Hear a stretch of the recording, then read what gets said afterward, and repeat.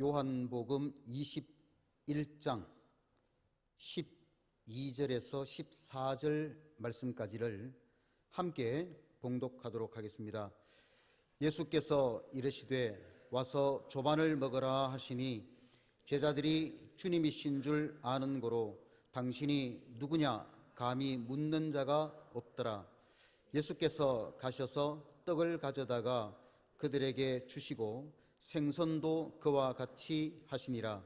이것은 예수께서 죽은 자 가운데서 살아나신 후에 세 번째로 제자들에게 나타나신 것이라. 아멘. 다함이 없는 하나님의 사랑으로 한 주간 평안하게 잘 지내셨습니까? 오늘도 주시는 말씀으로 은혜와 복을 풍성히 받는 시간 되시기를 주님의 이름으로 축복합니다. 할렐루야. 아멘. 예배 후에 공동의회가 있어서 예배를 좀 빨리 마치려고 합니다. 양해해 주시기를 바랍니다. 속으로 혹시 또 매일 공동의회 했으면 좋겠다. 매주마다. 그래야 빨리 마치지. 몇 분 보이시는 것 같습니다. 그렇지만 또 이 공동회의를 통해서 하나님께서 한 해 동안 우리 교회에 얼마나 큰 은혜를 부어주셨는지 확인하고 또 감사하고 또 내년을 하나님 앞에 맡기는 참 예배만큼이나 중요한 그런 은혜의 시간을 이 공동회의를 통해서 또 체험하고 경험했으면 합니다. 오늘은 제자들에게 세 번째 나타나신 예수님에 대해서 몇 가지로 살펴보려고 합니다.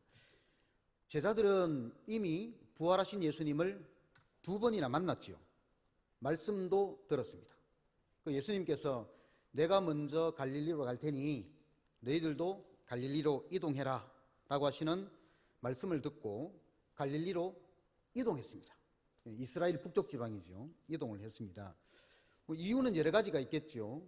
지금 유대라든가 예루살렘 그 치안 상태가 굉장히 불안전하고 또 유대주의자들과 로마 군인들이 예수님을 믿는 기독 잔당들을 색출하는 이런 일들이 이렇게 지금도 공공연하게 펼쳐지고 있기 때문에 생명의 위협을 느끼고 있었지 않겠습니까? 그래서 다소 좀 변방인 북쪽 지방으로 이렇게 올라가라 뭐 그런 뜻도 있었을 것이고 또 갈릴리에서부터 이제 새롭게 시작되었으니까 다시금 이제 새롭게 변화되어서 주님의 일을 감당해야 된다라고 하는 새로운 기회를 주시려고 하는 그런 의도도 있었을 것입니다. 그러나 오늘 말씀해 보면 이것보다도 더 중요한 하나님의 메시지가 담겨 있다는 것을 알 수가 있습니다.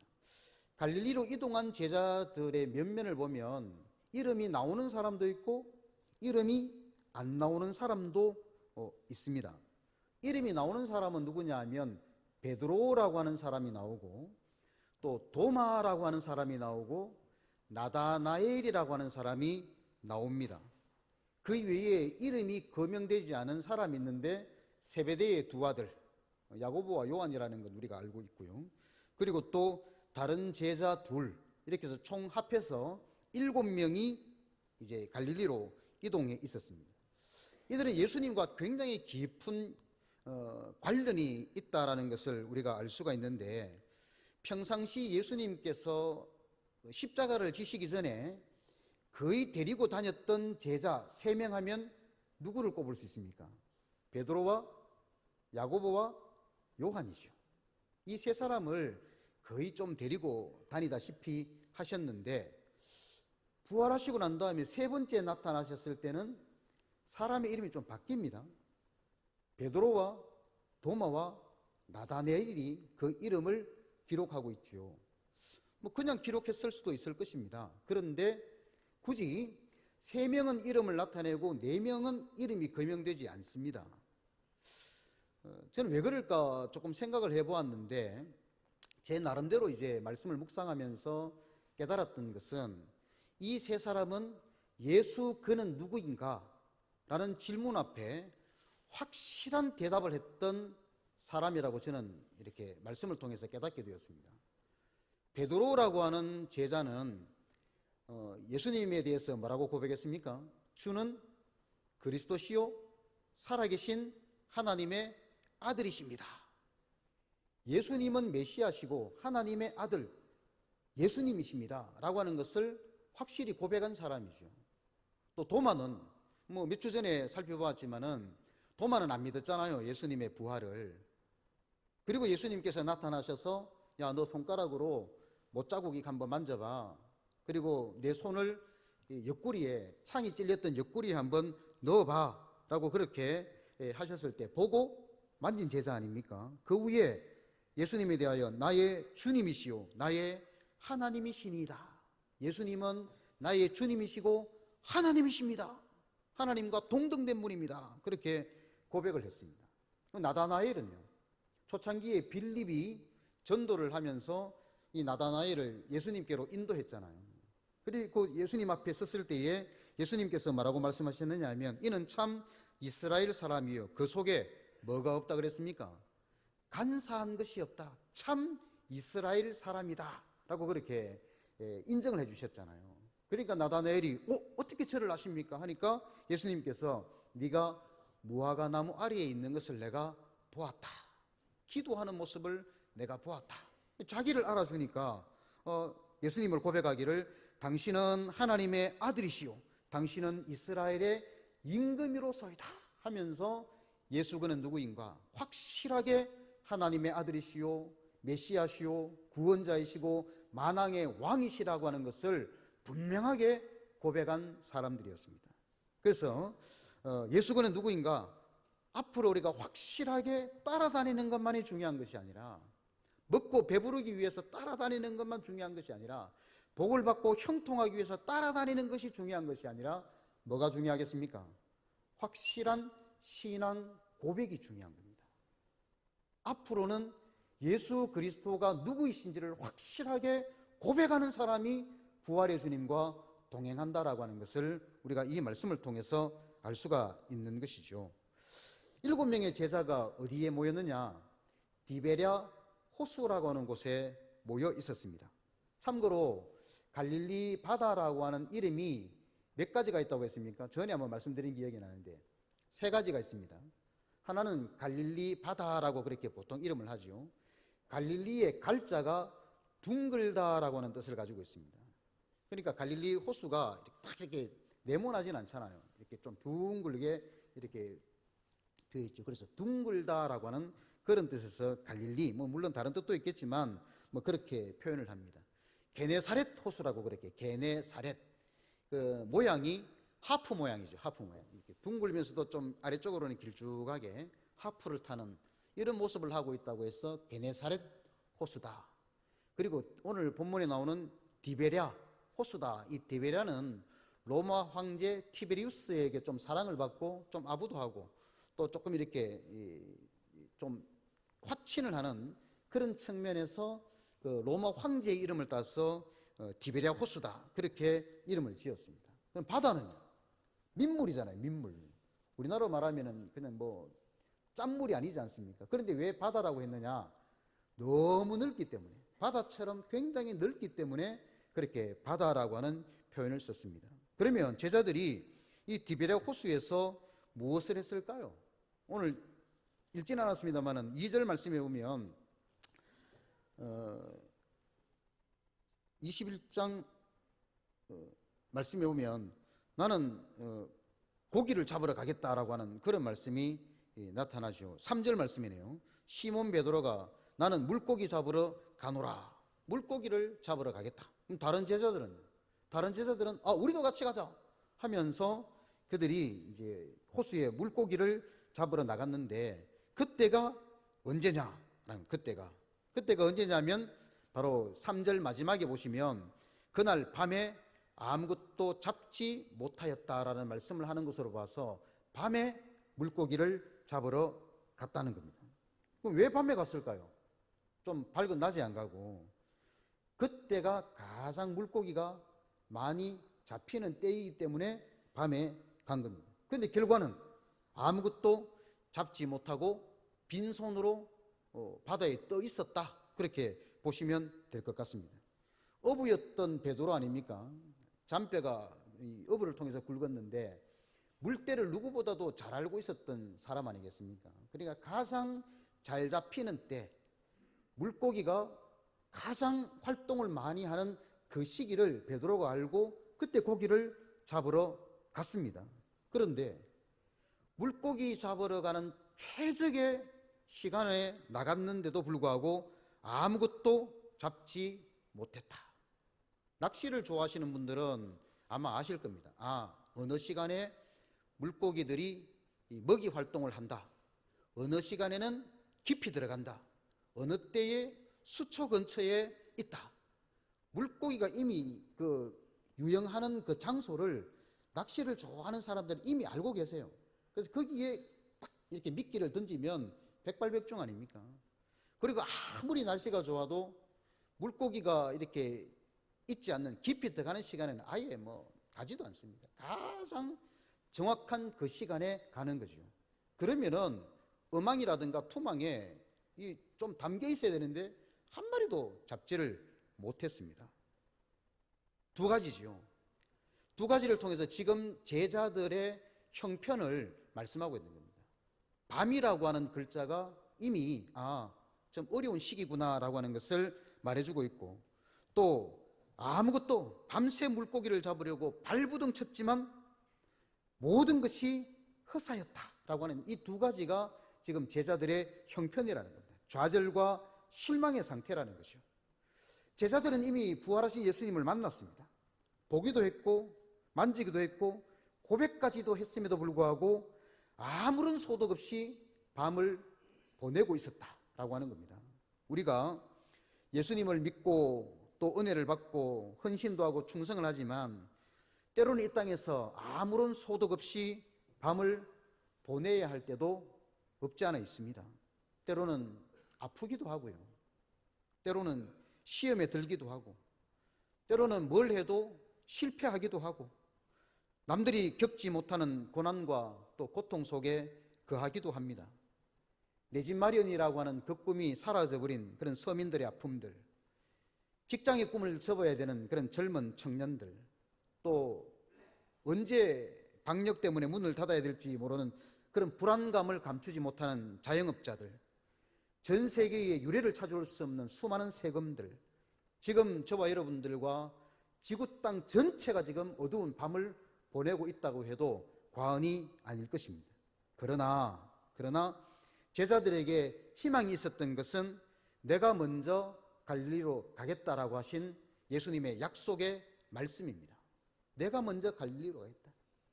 너희들이 아무리 수고해도 밤이 맞도록 수고해도 물고기 한 마리 잡지 못하는 그 흑암과도 같은 그곳에 내가 먼저 가겠다. 아무리 수고해도 건지는 것 없는 허사고 허탈한 그 삶 속으로 내가 먼저 들어가겠다라고 하시는 그 약속의 말씀이 있었기 때문에 제자들은 희망이 있는 것이죠. 오셔서 어두움을 빛으로 바꾸시고 빈손을 만선으로 바꿔주시는 하나님의 약속이 있기 때문에 저와 여러분들은 희망이 있다라고 하는 겁니다. 4절 말씀에 오면 날이 새어갈 때에 라고 하면서 좀 전환되는 것이 좀 보여지십니까? 밤입니다. 밤에 그물질을 했는데 아무것도 잡지를 못했어요. 그런데 이제는 날이 새어갈 때에 라고 하면서 뭔가 완전히 180도 바뀌는 말씀이 보이지 않습니까? 날이 새어간다.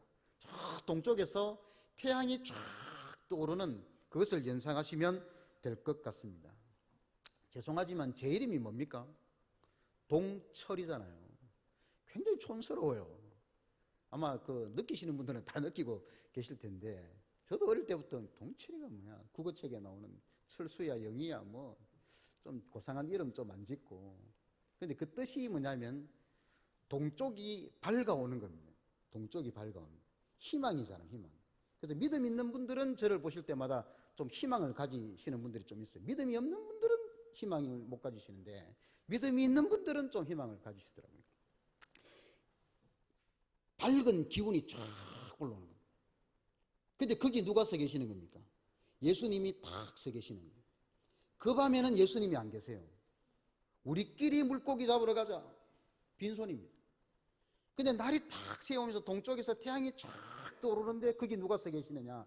예수님께서 딱 이렇게 서 계신 겁니다. 그러면서 하시는 말씀이 배 오른편에 그물을 던져봐라. 그러면 잡으리라. 이에 던졌더니 물고기가 많아 그물을 들 수 없더라. 어둠이 빛으로 바뀌는 역사가 일어났고 빈손이 만선이 되는 역사가 예수 그리스도를 통해서 일어나게 된 것입니다. 두려움과 좌절이 예수님을 통해서 빛과 희망으로 바뀌게 된 것이죠. 사랑하는 성도 여러분, 예수님은 우리보다 먼저 가셔서 밤을 빛으로 바꾸시고 빈손을 만선으로 바꾸시는 분이십니다. 왜 이곳에 예수님이 없나? 내가 이렇게 아픈데, 내가 이렇게 힘든데, 내가 이렇게 어려운데 왜 이 자리에 예수님은 안 계시나?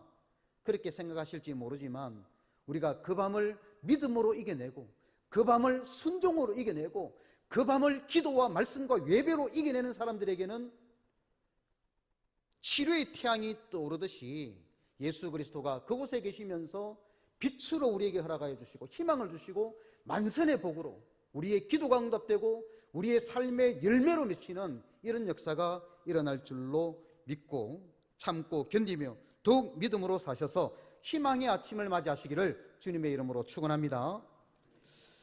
그리고 예수님은 제자들에게 이제 세 번째 나타나셨습니다. 7절 말씀에 보면 그 제자가 베드로에게 뭐라고 말하느냐 하면 주님이시라. 그 제자는 아마 요한일 겁니다. 그 요한이 베드로에게 주님이시라 라고 하니까 베드로가 그 말을 듣는 즉시 겉옷을 두르고 바다에 뛰어내렸습니다. 다른 제자들은요, 8절 말씀에 보면 다른 제자들은 육지에서 거리가 불과 한 50칸쯤 되므로 작은 배를 타고 물고기 든 그물을 끌고 와서, 베드로가 지금 조금 이렇게 잔머리 굴리는 게 좀 보이십니까? 그 배에 있으면 작은 배로 지금 그물을 막 끌고 와야 되잖아요. 그물 끄는 게 좀 보통 힘든 일입니까? 거기에 지금 몇 마리가 담겨 있습니까? 큰 물고기 153마리가 지금 들어가 있잖아요. 그러니까 굉장히 힘든 거예요. 근데 베드로는 그냥 겉옷만 들고 뛰어내릴 뿐이에요. 안 끌고 오려고. 그러기야 했겠습니까? 얼마나 반갑고 얼마나 예수님 만나고 싶었으면 그렇게 뛰어내렸습니다. 가보니 예수님 앞에 뭐가 피어져 있습니까? 숯불이 피어져 있는 거예요. 숯불이. 그리고 생선과 떡이 놓여 있는 겁니다. 베드로는 숯불 하면 좀 트라우마가 있습니다. 무슨 트라우마입니까? 예수님을 부인했을 때죠. 숯불 보면 내가 예수님을 그때 저주하면서 부인했는데 그게 생각이 나는 거죠. 생각이 나는 겁니다. 예수님께서 숯불과 예수님을 딱 볼 때 베드로가 고개를 들지 못했을 겁니다. 근데 10절 말씀에 보면 예수님께서 지금 잡은 생선을 좀 가지고 오너라 라고 그렇게 말씀하시니까 가서 또 이렇게 막 끌었어요. 육지로 끌고 와서 잡은 고기를 세어보니 153마리더라. 모나미 볼펜에 우리 옛날에 그런 말들 많았잖아요. 153. 이게 무슨 의미일까? 영적으로 무슨 의미일까? 별 의미 없지요. 그냥 숫자가 정확한 것을 보면 아, 이게 사실이었구나.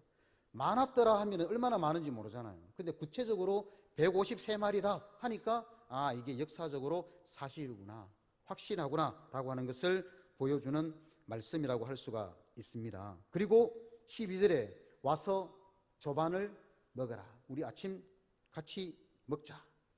밤새도록 빈 그물만 올린다고 고생한 제자들을 위해서 아침을 준비해 두셨다라고 하는 겁니다. 숯불 앞에서 예수님께서 베드로, 네 그럴 수 있나? 내가 너를 얼마나 사랑했는데 천국 열쇠까지 줬지 않느냐? 근데 어떻게 나를 이렇게 부인하고 그럴 수 있냐? 한 말씀도 안 하시고 와서 조반 먹어라.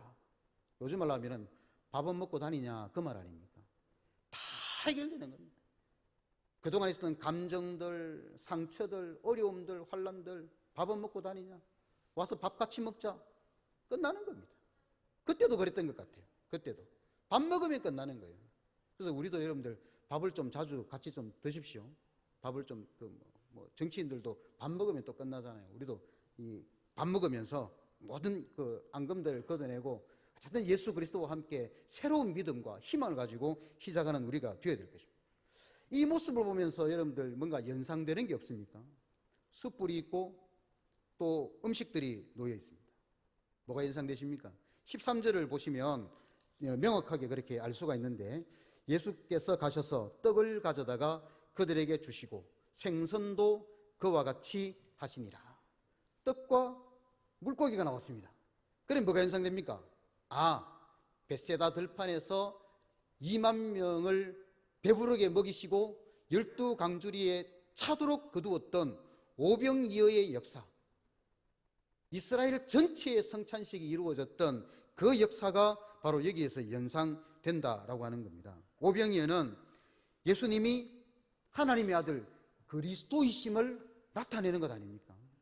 그냥 먹고 배부른 게 아니잖아요. 먹고 배부른 게 나누어 주니까 끊임없이 나가는, 예수 그리스도 아니면, 하나님의 아들이 아니면, 신적인 분이 아니면 감히 할 수 없는 그 역사가 벳세다 들판에서 일어났던 오병이어의 기적 아닙니까? 그 역사를 보여주시면서 내가 누구다, 예수 그는 누구인가를 더 명확하게 보여주시면서 두려워하지 말아라, 염려하지 말아라, 어려움 때문에 고민하지 말아라, 갈등하지 말아라, 내가 누군데, 하나님의 아들 예수 그리스도 너희들의 구원자다, 강하고 담대하라 라고 하시는 말씀을 바로 이 숯불 앞에서 조반을 통해서 말씀하신 겁니다. 예수님은 회개하지 않는 죄는 책망하시지만 회개한 죄는 다시 묻지 않으시죠. 부끄러운 숯불 앞에서 예수님은 용서와 사랑의 조반을 준비해 두셨습니다. 빈 그물을 올린다고 고생하고 지친 성도들을 위하여 아침을 준비해 주시는 분이시고, 말씀에 순종할 때 만선의 은혜를 베풀어 주시는 분이 바로 우리 예수님입니다. 베드로와 도마, 나다나엘과 4명의 제자들은 예수님과 함께 아침을 먹으면서 얼마나 위로를 얻고 힘을 얻었겠습니까? 예수님과 함께하는 그 아침 식사는 세상의 그 어떤 산의 진미도 부럽지 않았을 것입니다. 제자들은 눈물 젖은 그 빵, 사랑에 젖은 그 빵, 용서의 은혜를 담고 있는 그 떡을 먹으면서 힘을 얻고 용기를 얻었을 것입니다. 오늘도 예수님은 영으로 이 자리에 함께 계시고 우리를 위해서 말씀의 숯불을 지금 피워놓고 계시지 않습니까? 은혜의 물고기와 떡도 준비해 놓고 계십니다. 말씀 앞에 섰을 때, 그 숯불 앞에 섰을 때 얼마나 베드로가 부끄러웠겠습니까? 우리가 말씀 앞에 서면 설수록 우리는 부끄럽고 연약하고 우리의 죄가 떠올라서 감히 고개를 들지 못한 믿음의 선진들처럼, 주님 나는 죄인입니다, 나를 떠나십시오, 쥐구멍이라도 있으면 들어가고 싶은 그리 우리의 심정이지만, 그럼에도 불구하고 은혜와 사랑과 소망의 아침을 준비해 놓으시면서 다시금 기회를 주시는 그 하나님의 사랑이 오늘 우리와 함께하고 있다는 겁니다. 때로는 우리의 삶이 밤과 같고 빈 거물을 올리고 헛된 수고를 하고 피곤하고 지친 삶이라 할지라도 우리 예수님이 함께 하시면, 말씀으로 나타나신 예수님이 함께 하시면 위로와 은혜와 복을 주실 줄로 믿고 이제 우리의 몸을 던져야 됩니다. 주님이시라 할 때 우리의 몸을 던져야 되고, 잡은 생선을 가지고 오느라 하면 부끄럽지만 도망가지 아니하고 하나님 앞에 회개하는 마음으로 그 물고기를 가지고 가서 용서의 만찬, 사랑의 만찬, 은혜의 만찬, 구원의 만찬을 나누면서 하나님께 받은 그 신앙의 사명, 믿음의 사명, 복음의 사명을 잘 감당하는 저와 여러분들의 삶이 되시기를 주님의 이름으로 축원합니다.